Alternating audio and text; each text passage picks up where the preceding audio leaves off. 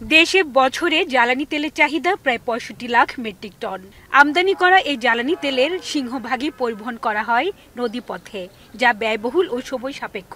৩টি তেল বিপণন কোম্পানির ১৮০টি অয়েল ট্যাঙ্কারের মাধ্যমে ৫০টি ডিপোতে জ্বালানি সরবরাহ করাও একটি বড় চ্যালেঞ্জ ছিল। এতে বছরে বিপিসির ব্যয় হতো প্রায় ৪০০ কোটি টাকা। শুধু তাই নয়, অয়েল ট্যাঙ্কার থেকে জ্বালানি তেল নিঃসরণ হয়ে দূষিত হয় নদী। তাই সাশ্রয়ী ব্যয়ে দ্রুত জ্বালানি পরিবহনের জন্য ২০১৮ সালে চট্টগ্রাম থেকে ঢাকা অঞ্চলে পাইপলাইনে জ্বালানি তেল পরিবহনের প্রকল্পটি নেয় বাংলাদেশ পেট্রোলিয়াম কর্পোরেশন বিপিসি। গত মার্চ থেকে জুন পর্যন্ত একাধিক সফল ট্রায়াল শেষে দেশের ইতিহাসে প্রথমবারের মতো বাণিজ্যিকভাবে পাইপলাইনে জ্বালানি তেল সরবরাহ শুরু হলো। চট্টগ্রামের পতেঙ্গায় ডেসপাস টার্মিনালে এই কার্যক্রমের আনুষ্ঠানিক উদ্বোধন করেন জ্বালানি উপদেষ্টা।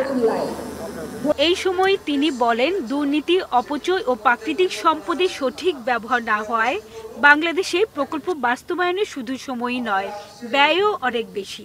প্রকল্প বাস্তবায়নে বিদেশি নির্ভরতা কমিয়ে আগামীতে নিজস্ব সক্ষমতা বাড়ানোর তাগিদ দেন তিনি। অন্য দেশের ঠিকাদারদের উপর নির্ভরশীল, এই নির্ভরশীলতাকে কমাতে হবে। যদি আমরা প্রকৃত উন্নয়ন করতে চাই, আমরা অভিনন্দিত করতে চাই বাংলাদেশ সেনাবাহিনীকে যে তারা এই প্রকল্পটা, এই দুরূহ প্রকল্পটা সমাপ্ত করেছেন।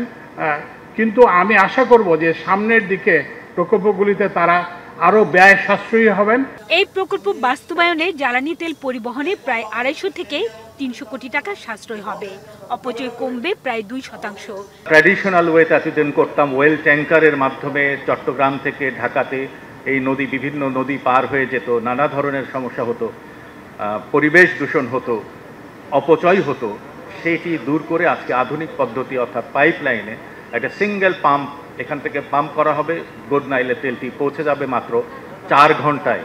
৬টি জেলা, ১৫টি উপজেলা ও ২০টি নদী পার হয়ে নারায়ণগঞ্জের গোদনাইল পর্যন্ত নির্মিত অত্যাধুনিক প্রযুক্তির এই পাইপলাইন থেকে জ্বালানি তেল চুরির সুযোগ থাকবে না। আমদানি নির্ভরতা কমাতে আগামীতে আরও কার্যকর পদক্ষেপ নেওয়ার কথা জানান জ্বালানি বিভাগের সচিব। প্রযুক্তি উদ্ভাবনের পাশাপাশি আমাদের নতুন আমাদের পরিকল্পনা নিতে হবে কীভাবে আমাদের এই দেশকে আমরা জ্বালানি নির্ভরতা কমিয়ে, বাইরের থেকে আমদানি নির্ভরতা কমিয়ে আমরা কীভাবে দেশীয় উৎপাদন বাড়াতে পারি।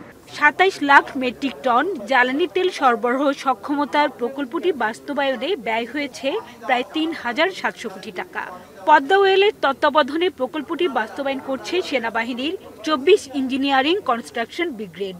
তবে পাইপলাইনে জ্বালানি তেল পরিবহনের প্রকল্পটি পরিচালনা করবে নবগঠিত petroleum transmission company limited. Hajera Shiuli, এখন, চট্টগ্রাম।